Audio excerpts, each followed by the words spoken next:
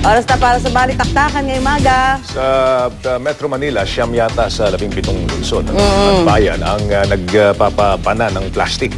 Pero parang hindi rin na nararamdaman dahil Binabaha pa rin tayo. binabaha pa rin tayo dahil barado pa rin ang mga estero. Parang Sinabi mo pa. binigyan ng deadline. Binigyan ng deadline, sana hopefully bago matapos ang taon talagang linis na yung mga estero. Kasi parang kung wala ka nang plastic, wala ka na sanang problema. Kaya lang, wala kang dadaanan. Oo, Baha pa wala rin rin, ang abutin baha pa natin, rin, di ba? oo. Dapat ano yun, Ayusin muna yung esterong yan. sabay-sabay yung trabaho, di ba? Sa mga gusto makasali sa balitaktakan, maaari kayong mag-phone in ang mga tanong ninyo. I-dial nyo lang ang alinman sa mga numerong makikita sa inyong mga screen. Pwede nyo lang tawagan ang mga numerong yan hanggang sa matapos po ating balitaktakan. Para makipagbalitaktakan sa ating umaga, kasama natin si Sonia Mendoza, ang pinuno ng Task Force ng Eco Waste Coalition. Magandang umaga po, Ma'am Sonia. Hi, ma'am. Umaga. Thanks for joining us. Makikibalitaktakan din natin ngayong umaga si Peter Quintana, ang presidente ng Philippine Plastics Industry Association o PPIA. Magandang umaga sir. po sa inyo, sir. Maganda, Sir Joel. Maganda. Thanks for joining us. And of course, aming kaibigan na si Ma'am Sonia. Ma'am Sonia, bago natin simulan to. Sa tingin niyo ba, napapanahon na talaga yung nationwide plastic ban? Although, kasi sa ibang lugar naman dito sa Metro Manila, Meron ng ban. meron ng plastic ban na ipinapatupad. Palagay ko mas effective yung nationwide kasi talagang pag hindi kasi yung mga LGUs hirap din isa-isa bago, like Makati, 9 na taon bago nila na ipasa, no? Sana kung meron na nga silang parang guide, mas madali. Kasi parang katulad ng Manila, nagban na sila, yung LA sinusundan, sa LA kasi yun ang pinaka-populous city sa California. So malaking bagay yung sila ay nagban. So dito sa atin, yung ginawa ng City of Manila, isang malaking example din na talagang dapat iba na yung problema naman yung plastic bags. Hindi naman namin sinasabing lahat ng plastic. Oh, basta plastic bag lang gusto niyo. Kasi yun ang bumabara. This would need legislation, di ba, ma'am? Yes. Hindi siya pwedeng, yung ordinaryong ordinansa lang. Sinasabi, talagang kinakailangan kung nationwide to, legislation. Ano sabi ng Kongreso? May nakausap na ba kayo doon? Yun sa Senado ho, marami na silang pina-file nung huling Congress. Kaya lang nagsara, hindi na approved. So, back to square one. Okay. Sir Peter, kayo po, dapat daw wala na, bawal na plastic, Plastic bag. Yun lang Actually, daw, no? hindi naman talaga natin dapat iban yung plastic. Kasi marami naman issues na kailangan nating talakayin. Una, yung overpopulation ng Metro Manila. Okay. Yung palaki ng palaki yung ito galing pa po sa GMA News na nakita GMA website Facebook. Yung mas malaki na yung kinakain na simento Nung tubig. ng Ano ba yan? ito yung dating 1989. So yung mga green ay mga Yung green, lupa mas pa. marami pa yung green. Ngayon 2012, nawawala na yung green. So, ibig sabihin, nawawala na yung mga puno natin, nawawala na rin. Then, of course, yung mga drainage natin, nabanggit nyo nga, yung drainage natin, hindi lang naman ang plastic. Plastic kasi lumulutang, pwede natin kunin kagad yon. Pero yung silt o burak na nasa loob ng drainage, kalahati nun, silt na rin. Tapos, ang masama pa dun, maliit pa rin yung mga drainage natin. Dumadami na yung tao, dumadami na yung mga condos. Dapat lakihan. Dapat lakihan yun. So, talagang magbabaha. And of course, yung mga informal settlers, puti na lang, by the year end, tatanggalin na mawawala na. Daw, hopefully. Pero it will be a malaking tulong din yun sa atin sa Metro Manila. May epekto na ba ito? Kasi meron ng siyam sa 17 lungsod, but bayan dito sa Metro Manila ang nagpapatupad ng plastic ban, no?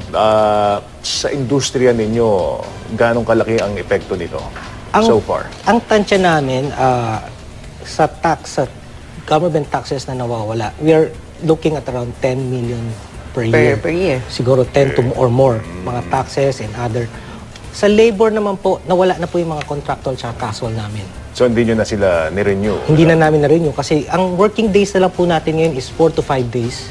Minsan may iba 3 to 4 days na. Dahil nga doon sa pinapatupad na plastic ban sa Mga ibang plastic ban, lugar. lugar. Okay. So lumiliit. And then, ang take-home pay nila, lumiliit na rin. Ngayon, kung magbaban tayo, total, saan ngayon mapupunta yung mga empleyado na mga iba doon, galing pa sa yung tatay nila o lolo nila na nagtatrabaho sa plastic industry. Wala ba kayong balak maglagay ng incentive? Para kung may gumagamit ng plastic, ikaw, hindi mo talaga itatapon nyo dahil may mayroon kang incentive, ganyan. Actually, dito sa Quezon City, ang inano namin sa Quezon City is magkaroon tayo ng recovery. So sa mga ibang supermarket, pag may dala kang lumang plastic bag, pwede mo nilang palitan ng bagong plastic bag. Yung luma, may iwan sa supermarket. At tapos, yung nag-supply sa kanila ng plastic, yun din na mag-go-haul papunta sa mga factory nila para i-recycle. Alright. Ang contention ng Philippine Chamber of Commerce and Industry, dapat daw yung Solid Waste Management Act ang ipatupad, but kesa magpatupad tayo ng ban sa plastic. Hindi talaga naaayos yung solid waste management kahit sa buong mundo eh. Kasi yung ginagawang trillion bags sa buong mundo, nare-recycle doon 21% lang. So, Hindi problema ba talaga natatapon, no? So, pumupunta sa tubig, sa kanal, sa lahat.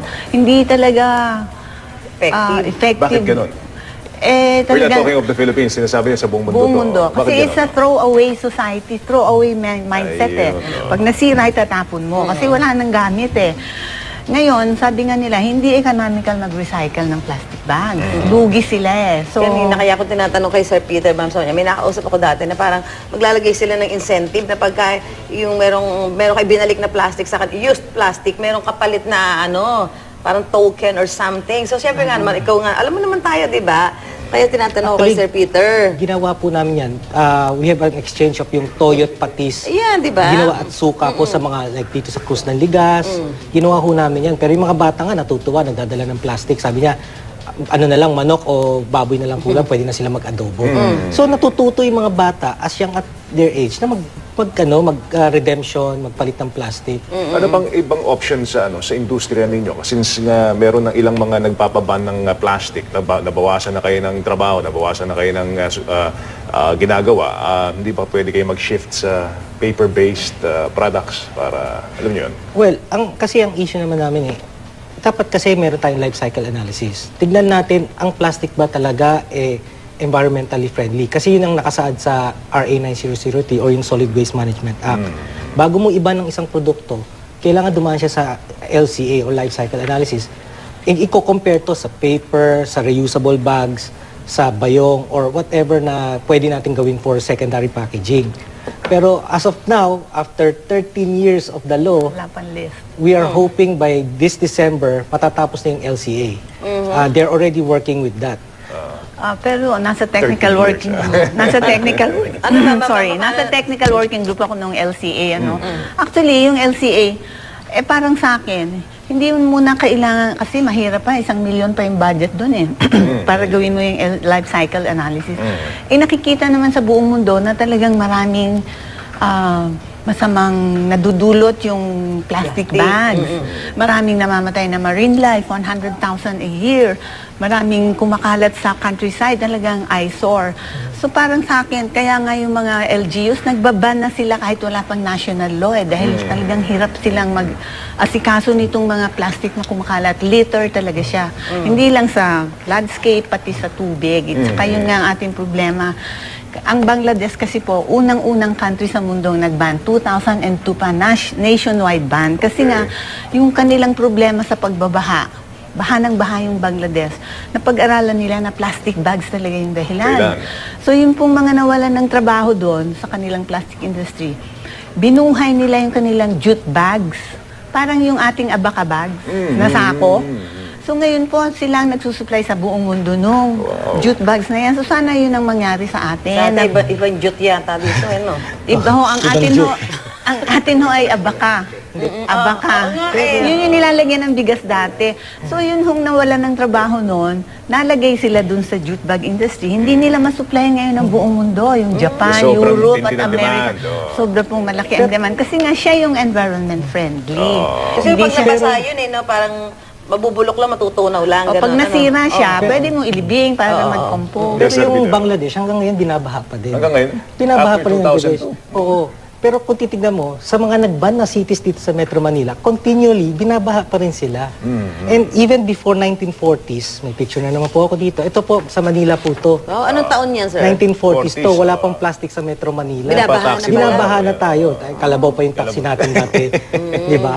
So, binabaha na tayo. And right now, with the amount of rainfall, with the small drainage, talagang babaha at babahin tayo. Ano pa narinig namin sa LLDA? The Laguna Lake, dati daw, in the early 80s, is 15 meters deep. Ngayon is average of lang. 2.5 na lang daw. Akala ko 6. 2.5 meters deep na lang. So, saan pupunta yung tubig ng Laguna Lake? Bababa at bababa dito sa Sa mga bayan. Sa bayan, sa Metro Manila. So, na talagang lulubugin at lulubugin ng Metro Manila. Kung Pero wala yung sabi tayong ng solusyon. DPWH, pagka nagtingin sila, talagang plastic, Puro yung nakukuha nila eh. Plastic, diaper, kung ano. yung plastic Uy, alam mo, kasi- bisa may nakita din ako, pati sa mga fast food, ano. Grabe din, ano, yung mga styro. Styrofoam. Yes. Yung Kasi hindi laman nga ng siya. plastic, ano yung laman ng plastic? Kasi yun ang ginagawa nating trash liner. So talaga, yung tignan din natin ay yung laman ng basura. Tapos, syempre, yung ugali nga, sabi naman ni Ma'am Sonia na walang pakundangan pagtatapon, kaliwat kanan, whether sa kalsada, sa creek. So dapat, yun ang, kasi dapat ituro natin na una natin ituro, huwag ka magtapon.